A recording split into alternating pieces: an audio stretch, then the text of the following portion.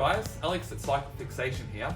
Today we're here with a tech tip for the single speed and fixed gear riders among us. So we have a lot of people who have trouble getting their chain tension set correctly and getting the wheel in the center of the bike at the same time. So this is a great method that might help you at home to do this. So you'll need a spanner or an Allen key depending on what your rear wheel needs. So this one is a spanner. Ideally, if you have a work stand, this will really help, but otherwise you might have to get someone to hold the bike for you so you can pull against them.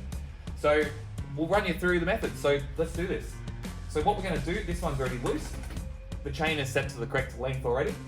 So what we're going to do first is grab the rear wheel and pull it nice and tight backwards. Pull it as tight as you can back.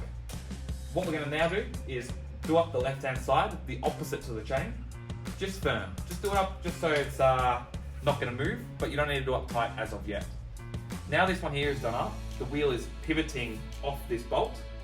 So whether we're pushing away or pulling towards us, we'll be able to reset this, we'll be able to set this chain tension to exactly where we want it.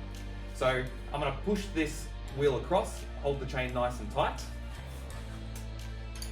and then we're going to touch our drive side, just do it firm to start with. Now we can check our chain tension. This feels about perfect on this bike here. So now we've got to the last step. The last step is we just need to make sure our wheel's perfectly in the center.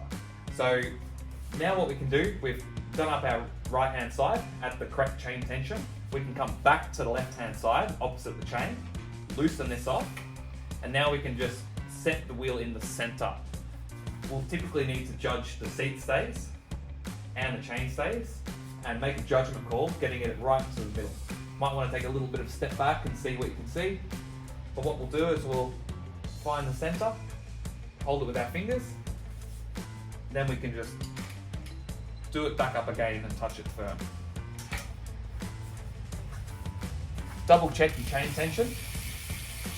There'll typically always be a tight spot on a single speed bike, so you might need to compensate for that. This one looks absolutely perfect. So now that we know the chain's the right tension and the wheel's in the middle, we can go ahead and lock it up completely, and then it'll be ready to go and ride. So give this a go at home, hopefully it helps, and let us know if there's any other technical tips you need on any bike, road, mountain, anything. So take care and let us know how you go.